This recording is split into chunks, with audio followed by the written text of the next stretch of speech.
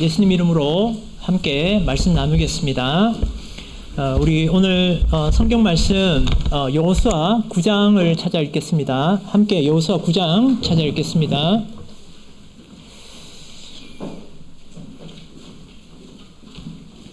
자, 여호수아 9장 다 찾으셨습니까?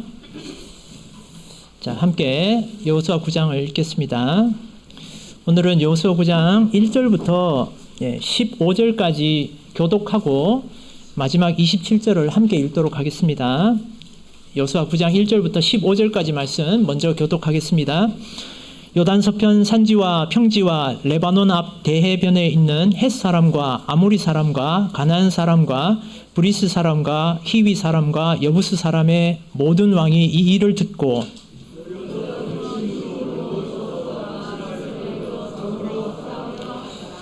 기브온 거민들이 여호수아의 여리고와 아이에 행한 일을 듣고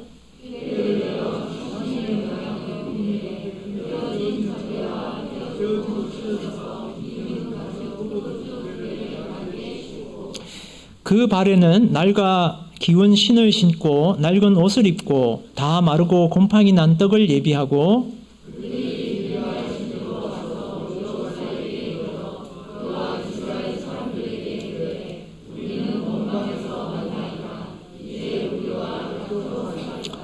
이스라엘 사람들이 히위 사람에게 이르되 너희가 우리 중에 거하는 듯하니 우리가 어떻게 너희와 약조할 수 있으랴.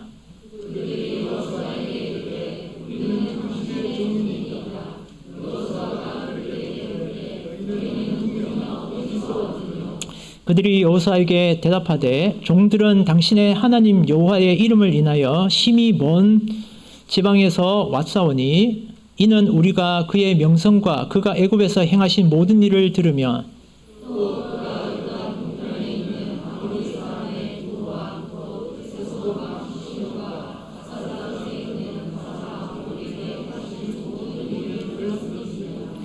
그러므로 우리 장로들과 우리나라의 모든 거민이 우리에게 일러 가르되 너희는 여행할 양식을 손에 가지고 가서 그들을 맞아서 그들에게 이르기를 우리는 당신들의 종이니 청컨대 이제 우리와 약조하사이다 하라 하였나이다.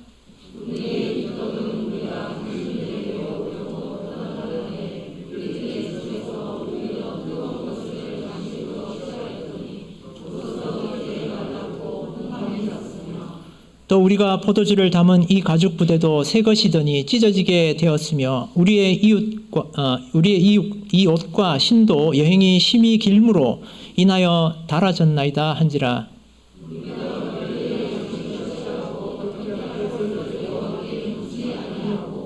여호수아가 곧 그들과 합친하여 그들을 살리라는 언약을 맺고 회중 족장들이 그들에게 맹세하였더라. 마지막 절로 가겠습니다. 27절 함께 읽겠습니다. 시작. 그날에 여호수아가 그들로 여호와의 택하신 곳에서 회중을 위하여 여호와의 단을 위하여 나무 패며 물 깃는 자를 삼았더니 오늘까지 이르니라.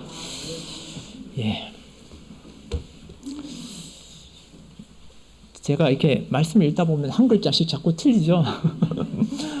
말씀드렸다시피 제가 노안이 와가지고 이제 잘 안 보이는데 어떻게든 이렇게 좀 돋보기 안 쓰고 이렇게 견디려고 하고 있는데 이게 잘 안 됩니다. 우리가 함께 이제 여호수아의 말씀을 나누고 있는데요. 우리 8장까지의 내용을 이렇게 살펴봤을 때는 모세의 뒤를 이어서 이제 이스라엘 백성들을 이끌게 된 지도자 여호수아 그리고 여호수아 시대에 이스라엘 백성들에 관한 이야기를 우리가 함께 살펴보고 있습니다.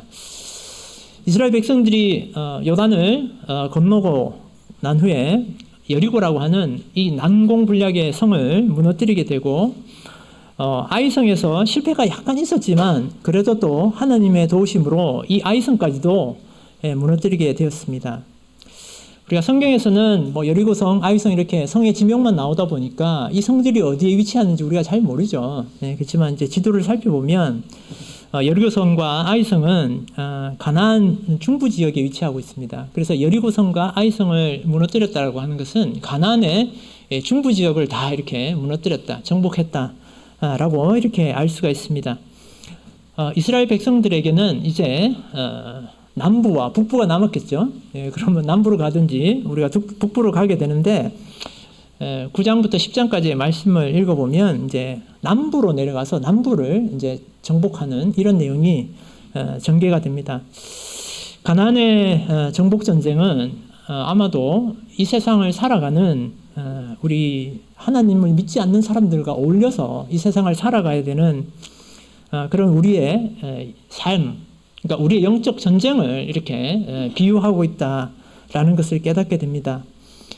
그래서 우리가 여호수아의 말씀을 읽을 때 우리가 하나님을 믿지 않는 사람들과의 관계를 어떻게 가져가면서 어떻게 맺으면서 우리가 그들과 함께 살아가야 되는가라는 그런 자세를 우리가 배우게 됩니다.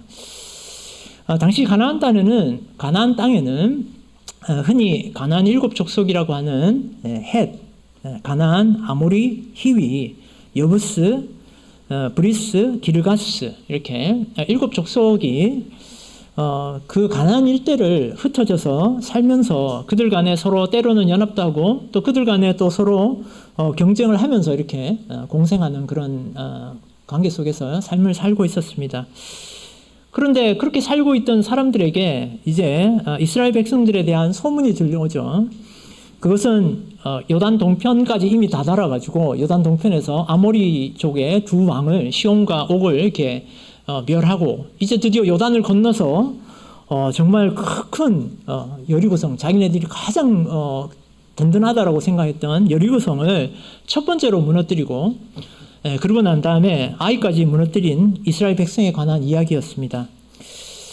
우리가 여리고성과 아이성을 살펴볼 때도 가나안 사람들에게는 똑같은 소문이 들려왔습니다. 이스라엘 백성들이 요단 동편에서 이 아모리 족속을 무너뜨렸다. 이제 그들이 온다라는 소문을 우리가 듣고 있다는 사실을 우리가 알게 되는데 오늘 읽은 말씀에도 똑같은 사항이 기록이 되어 있습니다. 그래서 1절에 보면 요단 서편 산지와 평지와 레바논 앞 대해변에 있는 헷 사람과 아모리 사람과 가나안 사람과 브리스 사람과 히위 사람과 여부스 사람의 모든 왕이 이 일을 들었다 이렇게 되어 있습니다. 그러니까 이 일은 이제 이스라엘 백성들이 요단을 건너와서 여리고성과 아이성을 무너뜨렸다.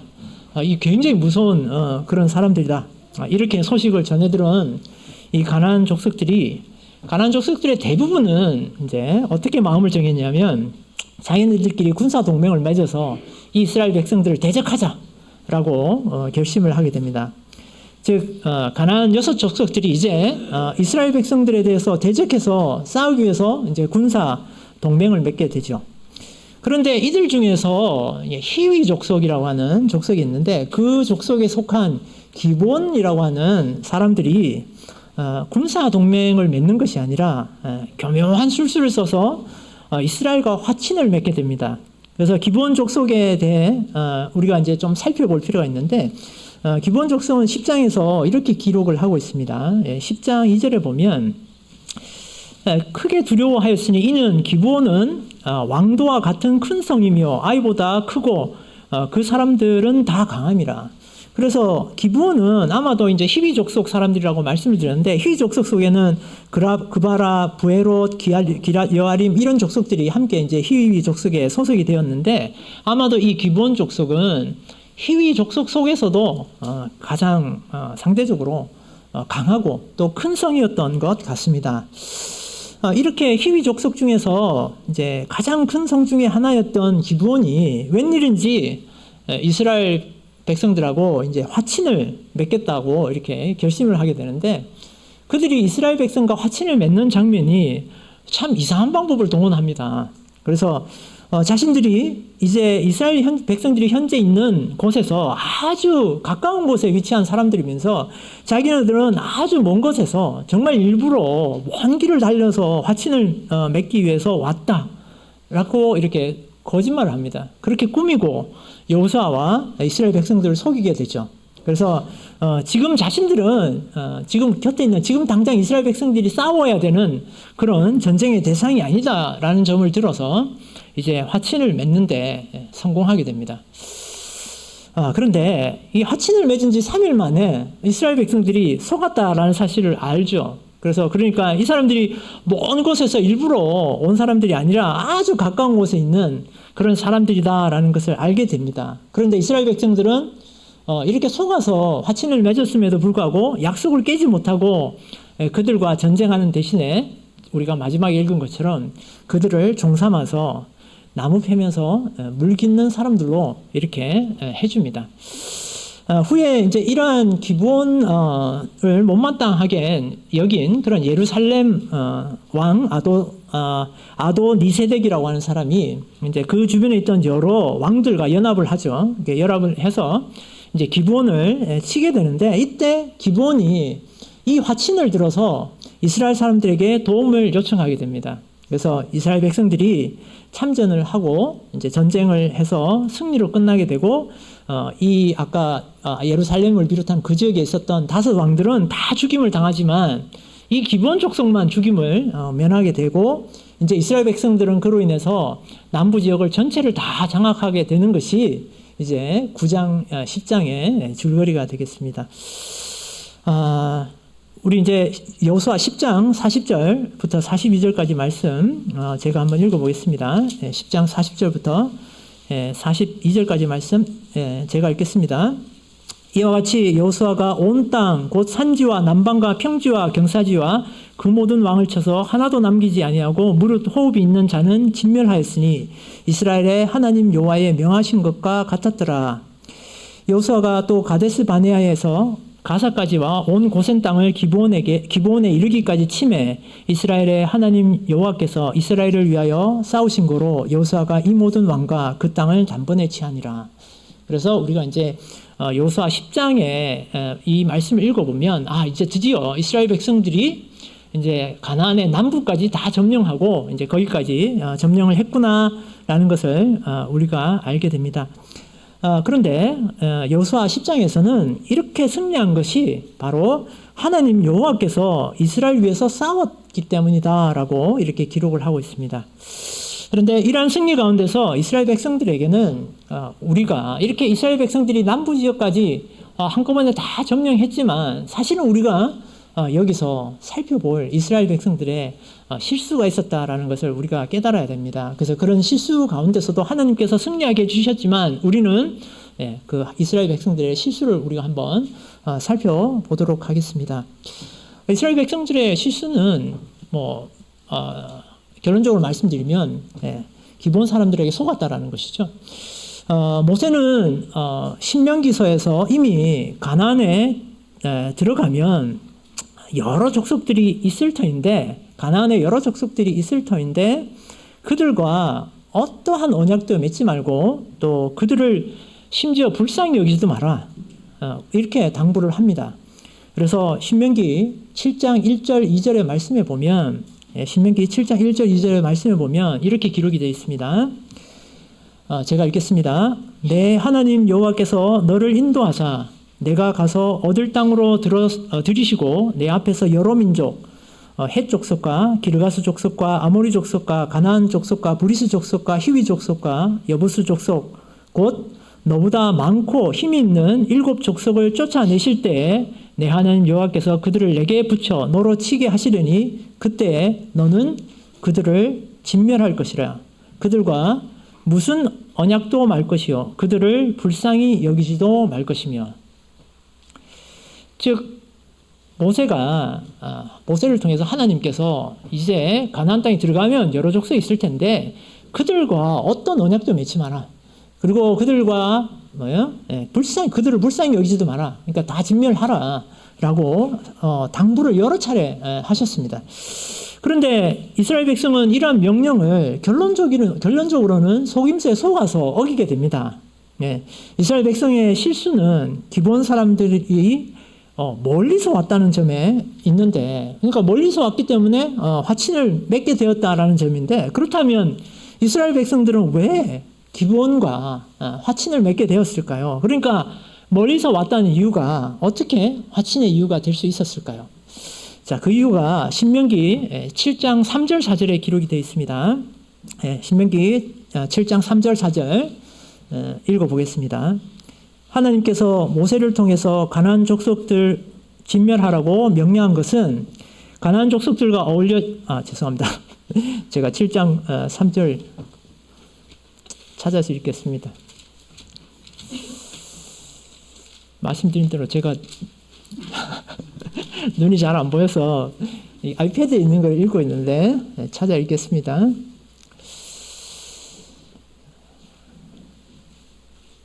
아닙니다. 신명기 20장 10절부터 16절 읽겠습니다. 네, 20장 10절부터 16절까지 말씀 읽겠습니다. 제가 읽겠습니다. 내가 어떤 성읍으로 나아가서 치료할 때 그 성에 먼저 평화를 선언하라. 그 성임이 만일 평화하기로 회답하고 너를 향하여 성문을 열거든 그 온 거민으로 내게 공을 바치고 너를 섬기게 할 것이요 만일 너와 평화하기를 싫어하고 너를 대적하여 싸우려 하거든 너는 그 성읍을 에워쌀 것이며 내 하나님 여호와께서 그 성읍을 내 손에 붙이시거든 너는 칼날로 그 속의 남자를 다 쳐 죽이고 오직 여자들과 유아들과 육축과 무릇 그 성중에서 내가 탈취한 모든 것은 내 것이니 취하라. 내가 대적에게서 탈취한 것은 내 하나님 여호와께서 내게 주신 것인즉 너는 그것을 누릴지니라. 내가 내게서 멀리 떠난 성읍들 곧 이 민족들에게 속하지 아니한 성읍들에게는 이같이 행하려니와 오직 내 하나님 여호와께서 내게 기업으로 주시는 이 민족들의 성읍에서는 호흡 있는 자를 하나도 살리지 말지니.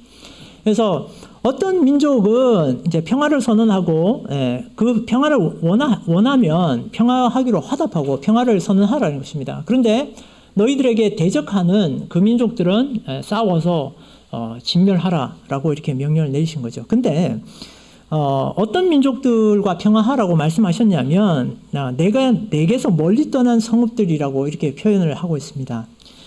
그래서 하나님께서 사실은 가나안 백성들을 진멸하라고 한 이유가 제가 이제 지난번에 말씀드린 것처럼 우리에게 사실은 좀 불편함이 있죠. 그러니까 그 가나안 민족들 속에는 나이 드신 분들도 있을 거고 어린아이들도 있을 텐데 왜 하나님께서 그 모든 것들을 다 진멸하라고 하셨을까라는 불편한 생각이 들지만 사실은 하나님께서는 이 가나안 족속들을 진멸하라고 하신 것은 이 이스라엘 백성들이 그들과 어울려서 혹여나 그들의 문화를 받아들이고 그들이 섬기고 있는 이방신을 숭배하게 될까봐 그렇게 명령을 하신 것입니다. 그래서 하나님께서 정말 아끼시는 이 백성들이 이방 사람들과 결혼도 하면서 이제 거기까지는 어떻다 하더라도 이방신을 섬기는 그 신을 섬기면서 살게 될까봐 하나님께서 이러한 명령을 하셨던 것입니다. 그래서 기브온 사람들은 아마 이러한 이스라엘 백성들의 하나님을 섬기는 이 생각들을 잘 이해하고 있었던 것 같습니다. 그래서 그 면을 잘 알고 이용했던 것입니다. 그러니까 이스라엘 백성들은 하나님의 명령을 어겼다기보다는 지혜롭게 처신을 하지 못해서 속아서 하나님의 명령을 자신들은 지킨다고 이렇게 행했지만 결론적으로는 어겨버리게 된 것입니다. 그런데 또 한편 생각해보면 이스라엘 백성들이 이것이 정말 피할 수 없는 실수였던가 정말 피할 수 없는 실수만은 아니라는 것을 우리 말씀 속에서 우리가 발견하게 됩니다. 오늘 읽은 본문의 7절 말씀을 한번 보도록 하겠습니다. 7절 말씀 제가 읽겠습니다. 이스라엘 사람들이 히위 사람에게 이르되 너희가 우리 중에 거하는 듯하니 우리가 어떻게 너희와 약조할 수 있으랴. 이스라엘 백성들을 찾아왔던 이 기브온 사람들의 모습 속에서 아무리 봐도 요 옆에 거하는 히위 족속처럼 생긴 거죠. 그래서 너희가 우리와 함께 거한 듯하니 너 히위 족속 같은데 우리가 너희들하고 어떻게 약조를 할 수 있겠느냐라는 의심을 하게 됩니다. 아마도 그들의 모습이 정말 히위 족속과 닮아 있었던 것 같습니다. 그런데도 그런 의심을 통해서 진실을 이렇게 파악하지 못하게 됩니다. 이스라엘 백성들이 기브온 백성들에게 속게 된 또 다른 이유가 하나 있는데요. 그것이 바로 종교성을 가장했기 때문에 그렇습니다. 9절 한번 보겠습니다. 9절 말씀, 본문의 9절 말씀. 그들이 여호사에게 대답하되 종들은 당신의 하나님 여호와의 이름을 인하여 심히 먼 지방에서 왔사오니 이는 우리가 그의 명성과 그가 애굽에서 행하신 모든 일을 들으며 이렇게 기록하고 있습니다. 그들이 이제 화친을 결정하게 된 실제 이유는 여리고와 아이성 전투에서 이스라엘 백성들이 가진 힘을 발견했기 때문에 그렇습니다. 그런데 그들은 그런 얘기를 하는 대신에 하나님 여호와의 이름을 먼 데서 듣고 왔다 이렇게 얘기를 합니다. 이 얘기를 들으면 여호수아와 이스라엘 백성들은 마음에 아마 전율 같은 것들이 느껴지지 않았을까요?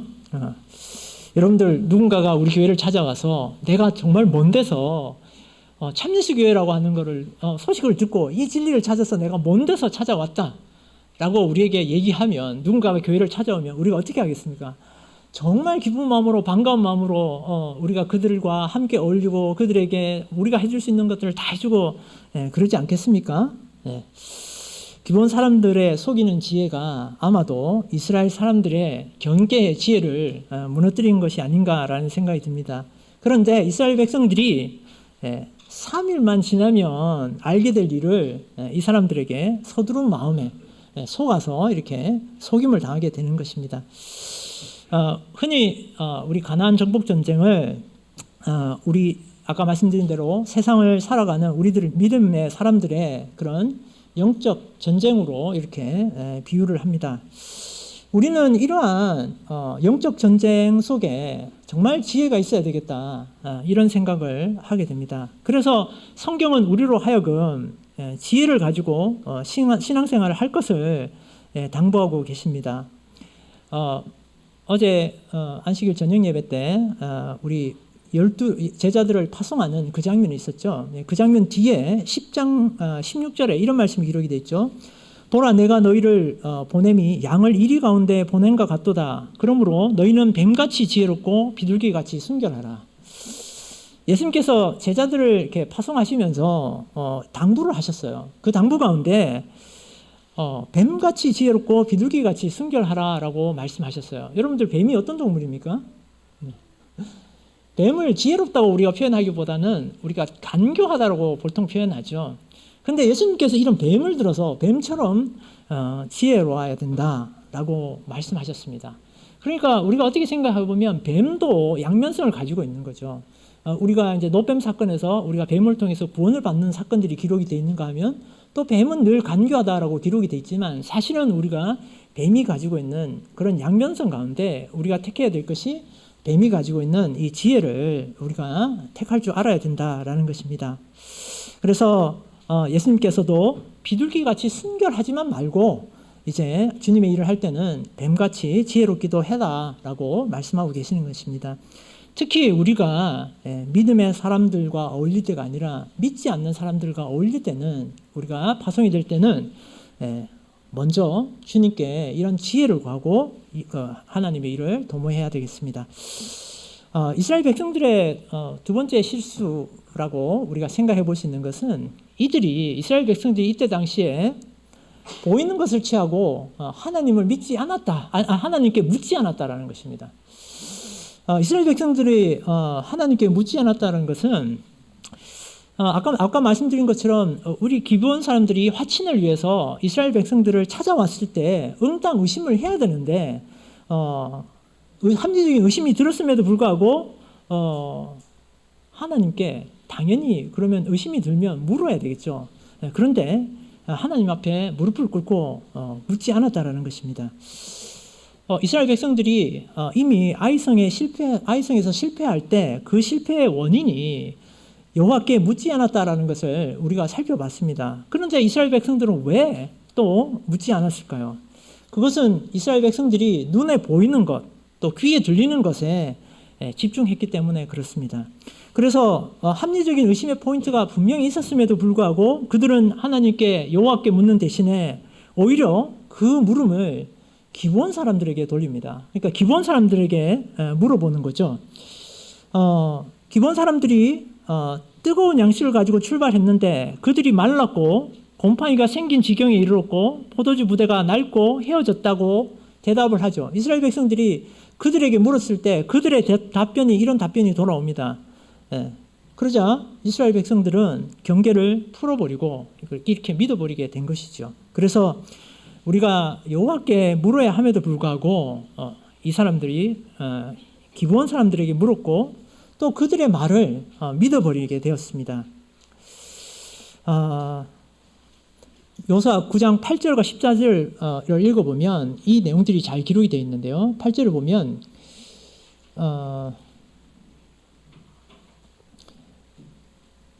그들이 여호수아에게 이르되 우리는 당신의 종이니이다. 여호수아가 그들에게 묻되 너희는 누구며 어디서 왔느냐. 그러니까 8절을 보면 그들이 기브온 사람들에게, 이스라엘 백성들이 기브온 사람들에게 물었다라는 장면이 기록되어 있고요. 그 다음에 이제 우리 14절에 보면 무리가 그들의 양식을 취하고 어떻게 할 것을 여호와께 묻지 아니하고, 그래서 이 8절과 14절이 우리가 누구에게 물어야 되는가라는 것에 대해서 기브온 사람들이 어떻게 실수했는지를 우리에게 잘 보여주고 있습니다. 그래서 우리가 이 세상을 살다가 보면 우리에게 세상에서 좋다고 이렇게 보여지는 것들, 또 세상 사람들이 좋다고 하는 것들을 우리가 하나님께 묻지 아니하고 그대로 이렇게 취하는 경우가 많이 있습니다. 우리가 그런 것들을 이렇게 취하게 될 때 분명 이상한 점이 있다면 우리가 하나님께 물어보고 우리가 기도로 확인을 해야 되는데도 우리가 그대로 받아들이게 된다는 거죠. 그래서 이런 것들은 참 우리 세상의 책들, 그리고 세상의 미디어들, 그 다음에 우리가 느낌으로 받아들이게 되는 이런 것들이 참 이런 것에 해당한다라는 생각을 합니다. 우리가 세상에서 접하게 되는 과학과 기술, 그리고 예술과 체육, 이런 것들은 우리에게 편리를 제공하죠. 때로는 우리에게 감동으로 포장이 되기도 합니다. 감동으로 포장이 되어서 우리 주변에 늘 있는 것들입니다. 그래서 우리들에게 인생을 사는 데 있어서 우리가 꼭 필요하다고 느끼는 건강, 그 다음에 웃음, 그 다음에 또 아름다움, 그 다음에 아까 말씀드렸던 감동, 이런 것들을 우리에게 보여주고 우리에게 들려주고 한다는 것이죠. 근데 우리가 때로는 이런 것들이 하나님께서 허락하지 않는 그런 것들을 가지고 있는, 포함하고 있는 것들도 우리가 발견할 때가 있습니다. 얼마 전에 이상한 변호사 우영우라고 하는 그런 드라마가 인기를 끌었습니다. 근데 이 드라마가 자폐를 앓고 있는 그런 변호사의 얘기를 다루고 있었어요. 그러니까 자폐를 앓고 있지만 이 사람이 아주 그 순수함을 가지고 있고, 그 다음에 특별한 지적 능력을 가지고 있어서 이 사람이 장애인임에도 불구하고 이렇게 여러 사건들을 슬기롭게 지혜롭게 잘 해결해 나간다는 점에서 많은 사람들이 이 드라마가 좋은 드라마다라고 생각하고 그 드라마 속에서 우리 감동을 받았고 또 많은 사람들에게 호평을 받았습니다. 그런데 그 중에 한 얘기가, 이런 얘기가 있습니다. 한눈에 보기에도 아주 고급스러운 결혼식장에서 신부의 드레스가 흘러내리는 사고가 발생하죠. 그러면서 이제 등 쪽에 있는 이제 신부의 그 타투, 우리 뭐라고 하죠? 문신이 이렇게 드러나게 되는데 그 문신이 관세음보살 문신이 드러나게 됩니다. 근데 신랑 측에서 아주 신랑 측이 독실한 기독교 집안이었어요.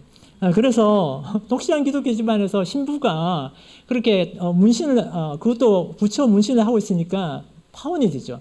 파혼이 되면서 이제 신부 측에서 소송을 겁니다. 근데 그 소송의 내용이 뭐냐면 신랑 측에서 결혼을 매개로 해서 결혼을 하면 땅을 주겠다. 강남에 있는 아주 비싼 땅을 주겠다고 약속을 했는데 이게 이제 결혼이 깨지면서 그 땅을 받을 수 없게 되죠. 그래서 그 땅을 받겠다고 해서 소송을 걸게 됩니다. 이때 신부가 자기의 의지가 아닌 어른들의 이런 것들에 밀려서 결혼을 하게 되었다라는 것들이 이렇게 소개가 됩니다. 그러면서 이제 아까 말씀드린 이 자폐를 가졌던 변호사 우영우가 아주 슬기롭게 이렇게 그 사건을 해결을 해 나갑니다. 그래서 신부 측에 굉장히 유리하게 사건이 다 흘러가서 이제 신부 측이 거의 승소할 것처럼 하던 순간에 신부가 소를 취하하게 됩니다. 본인 당사자가 소를 취하게 되는데요. 제가 짧게 말씀드린 여기까지 줄거리들을 우리 통해서 살펴보면 신부가 정말 자신의 진정한 사랑을 위해서 물질적인 것들을 위해서 성립이 되었던 이 결혼을 과감하게 거부하는 그런 좋은 결정처럼 보이고, 또 신부가 진짜 사랑하고 결혼하고 싶었던 사람과 결혼하겠다라는, 그러니까 어른들의 어떤 그 권위와 이런 것들에 맞서면서 자기가 원하는 사람과 결혼하겠다라는 그런 스토리처럼 꾸며가는데 마지막에 이 여자가 정말로 결혼하고 싶어하는 사람이 등장하죠. 나는 이 사람하고 결혼하고 싶습니다 라고 등장하는데 그 등장한 사람이 바로 여자입니다. 그러니까 여자가 여자랑 결혼하고 싶다라는 것이죠. 그래서 장애를 가지고도 열심히 자기를 해나가는 변호사 이야기, 결혼은 사랑을 통해서 성립이 돼야 된다는 그런 감동적인 얘기, 그리고 자신의 체면을 세우려는 어른들의 맞서는 그런 당당하고 소신 있는 젊은 여자의 모습으로 이것이 포장되어 있지만 사실은 그 속에서 동성 결혼을 옹호하고 그런 것이죠. 그래서 우리 주변에는 이런 너무나도 많은 드라마, 영화, 노래, 예술 작품들이 넘쳐나고 있다. 그런 시대에 살고 있다는 생각이 듭니다. 그래서 우리는 이런 미디어로부터 멀리 떨어지려는 노력도 해야 되겠고, 또 그런 노력과 함께 우리가 이 시간 살펴보고 있는, 우리가 이것들을 분별해낼 수 있는 그런 지혜를 가지고 이 세상을 살아가야 되겠다라는 생각을 하게 됩니다. 더구나 우리의 믿음은 사람들은 보이는 것으로 판단하지만 우리는 보이지 않는 것을 통해서 하나님을 섬기는 그런 사람들입니다. 그럼에도 불구하고 우리는 늘 보이는 것에 현혹이 되죠. 그래서 우리의 믿음은 보이지 않는 것들에 대해서 확신을 가지고 또 그것에 대한, 보이지 않는 것에 대한 증인으로서의 삶을 우리가 사는 것이죠. 그래서 히브리서 11장 1절에는 믿음은 바라는 것들의 실상이요 보지 못하는 것들의 증거니 선진들이 이로써 증거를 얻었노라 라고 이렇게 기록을 하고 있습니다. 우리는 보이지 않음에도 하나님께서 말씀하시는 것이라면 확실하게 받아들이는 그런 것이 우리의 믿음이다 라고 우리는 강조하고 살고 있는 것이죠. 예수님의 못자국을 만져보지 않고는 믿지 못하겠다라는 도마에게 예수님께서는 보여주시기도 하고 또 만지게도 하셨습니다. 그렇지만 예수님께서는 그렇게 보고 만지고 하는 것보다 더 높은 차원의 믿음을 가지고 살아라 라고 우리에게 또한 교훈해 주셨습니다. 그래서 예수님은 표적 기사를 늘 보여주셨으면서도 그 보이는 것들에만 매여서 사는 사람들을 항상 안타까워 하셨습니다. 오늘 우리가 눈에 보이는 것들에만 의존해서 우리의 믿음을 살아나간다면 아마 예수님께서 우리를 향해서 매우 안타까워 하실 것입니다. 마태복음 12장 39절에 이런 말씀이 기록이 되어 있습니다. 예수께서 대답하여 가라사대 악하고 음란한 세대가 표적을 구하나 선지자 요나의 표적밖에는 보일 표적이 없느니라. 예수님께서 우리의 연약함을 너무나도 잘 아시기 때문에 예수님께서는 직접 많은 것들을 보여주시고 들려주십니다. 그렇지만 사실 생각해 보면 세상도 우리에게 만만치 않게 많은 것들을 우리에게 보여주고 들려줍니다. 그래서 그 양으로 친다면 우리가 예수님께서 우리에게 보여주시는 것보다 훨씬 많은 것들을 우리 세상이 우리에게 보여주고 들려주고 있습니다. 그런데 하나님께서 들려주시고 보여주시는 것은 우리의 육체의 소욕을 만족시키지 못할 때가 있습니다. 그러면 그럴 때마다 우리는 세상의 좋은 것들, 또 세상의 감동적인 것들에 우리의 눈과 귀를 돌리게 되는 것이죠. 그래서 우리의 눈과 귀가 세상으로 향하기 전에는 우리가 그것들에 눈이 향하기 전에 우리가 먼저 예수님께 무릎 꿇고 또 예수님께 묻는 일을 우리가 잊지 말아야 하겠습니다. 이런 것들에 현혹되는 것은 처음에는 그저 화친, 즉 평화로이 함께 지내기로 결심을 하게 되죠. 그렇지만 그것이 나아가서 언약을 맺게 되고 또 그것이 맹세를 하게 됩니다. 우리 15절에 기록되어 있는 것처럼 여호수아가 곧 그들과 화친하여 그들을 살리리라는 언약을 맺고 회중 족장들이 그들에게 맹세하였더라. 이렇게 우리가 처음에는 평화롭게 지내겠다고 화친해서 출발하지만 우리가 약속을 하게 되고 나아가서 맹세를 하는, 그래서 그것이 우리의 삶의 습관이 되어버리는 그런 우를 범하게 됩니다. 그래서 우리가 이런 보이는 것들에 현혹되지 않는 그런 지혜를 가져야 되는데, 우리가 가져야 되는 그런 지혜를 성경은 우리에게 바로 하나님을 경외하는 것이다 라고 우리에게 교훈하고 계십니다. 잠언 9장 10절에 여호와를 경외하는 것이 지혜의 근본이요 거룩하신 자를 아는 것이 명철이니라. 오늘 우리는 하나님께 묻기보다 세상에 묻고 또 세상이 보여주는 것들을 더 신뢰하고 있지 않은지 우리가 한번 살펴봐야 되겠습니다. 하나님을 두렵게 생각하는 마음으로 이런 것들에 우리가 현혹되어야 되지 않아야 되겠습니다. 우리가 새겨볼 수 있는 이 여호수아의 9장에 또 다른 교훈이 있는데요. 우리 여호와 하나님께서 이런 실수 가운데서도 항상 하나님께서는 신실하시다라는 것입니다. 이런 이스라엘 백성들의 실수가 있었고 또 기브온 족속들의 속임수가 있었지만 하나님께서는 가나안 정복의 역사를 이어가 주시고 또 하나님을 두려워한 기브온 백성들에게는 비록 그들이 이스라엘 백성들을 속였지만 그들로 하여금 진멸당하는 일에서 면하도록 이렇게 사랑을 베풀어 주신 것입니다. 기브온이 속임을 통해서 맺은 하친이기 때문에 이 약속은 거짓에 의한 약속이기 때문에 깨어질 수도 있었지만 하나님께서는 이스라엘 백성들이 한 약속이기 때문에 하나님께서 그 약속을 깨지는 아니셨습니다. 그리고 가나안 정복전쟁 가운데 이스라엘은 하나님의 명령에 따라서 모두 진멸하게 되지만 모든 족속들을 진멸하게 되지만 이 기브온 족속만은 그 진멸의 화로부터 이렇게 면하게 해주시게 됩니다. 그래서 우리가 이 기브온 족속들이 가졌던 생각 가운데 하나님의 능력을 그들이 인지하고 또 하나님을 두려워했다라는 사실들을 통해서 우리는 하나님의 신실하심을 또한 발견하게 됩니다. 그들은 여호수아 9장 9절에 보면 당신의 하나님 여호와의 이름을 인하여 심히 먼 지방에 왔사오니 라고 해서 하나님의 능력을 인지하고 있었다는 점을 우리가 알게 되고 또 24절에 보면 당신의 하나님 여호와께서 그 종 모세에게 명하사 이 땅을 다 당신들에게 주고 이 땅 모든 거민을 당신들의 앞에서 멸하라 하신 것이 당신의 종에게 분명히 들림으로 당신들을 인하여 우리 생명을 잃을까 심히 두려워하여 이같이 하였나이다 라고 말해서 이 사람들이 하나님을 두려워했다라는 사실을 우리가 발견하게 됩니다. 이러한 기본 족속들을 위해서 하나님께서 죽음을 면하게 해주셨습니다. 그래서 비록 속임을 통해서 맺어진 약속이었지만 하나님께서는 그 약속을 신실하게 존중해 주셨습니다. 그런데 기본 족속은 비록 죽임을 면했지만 이방인으로서 자신의 기업을 그저 보전하는 데 그쳤습니다. 우리가 잘 살펴보면 죽음을 면했지만 라합처럼 이스라엘의 계보에 들어오지는 못했습니다. 성경은 라합을 믿음의 계보에 넣고 믿음의 사람이라고 표현을 하고 있지만 이 기브온 사람들을 믿음의 사람이라고 표현하지는 않습니다. 그들은 이스라엘 백성들을 위해서 나무를 패고 물을 깃는 그런 일을 하면서 자신의 기업을 잇게 되고요. 성경은 이것이 저주를 받는 환경에 처하게 됐다라고 우리가 표현하는 것을 우리가 볼 수 있는데요.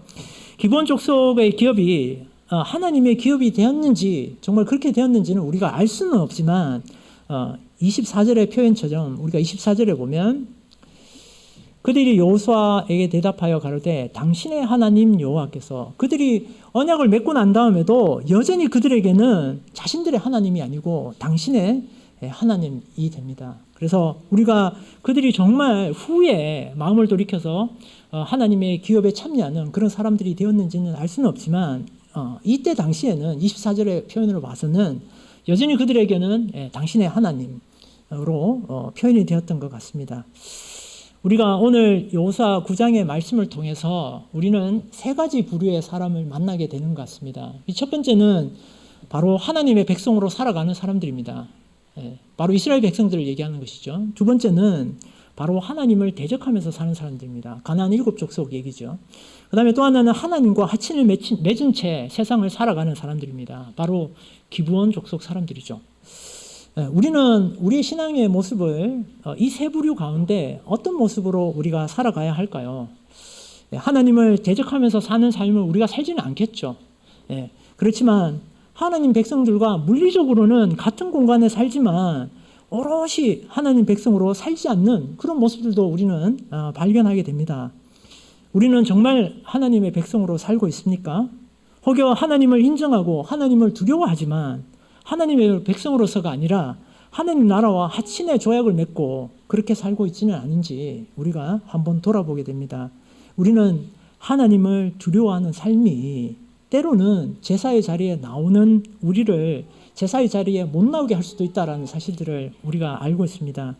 우리가 하나님을 내 구주로 온전히 받아들이고 주님의 백성으로 합당한 제사를 드리고 살아가지 않으면 물리적으로 교회 공간에 머무르면서도 물이나 깃고 나무나 패는 그런 삶을 살게 될 수도 있다라는 것입니다. 우리의 삶을 잘 돌아보면서 우리가 하나님의 백성으로서 합당한 삶을 살고 있는지 우리가 함께 점검하고, 만약에 우리 주변에 나무 패면서 물 깃는 일을 하지만 정작 제사의 자리에는 못 나오고 있는 그런 사람들이 있다면 우리가 그들과 함께 하나님의 백성으로서 삶을 살아가도록 우리가 함께 힘쓰고 노력을 해야 되겠습니다. 아무쪼록 우리 하나님을 경외하는 지혜를 가지고 세상 사람들이 두려워하는 삶을 통해서 이 영적 전쟁에서 항상 승리하는 저와 여러분 되시기를 예수 그리스도 이름으로 축원드립니다. 함께 찬송하시겠습니다.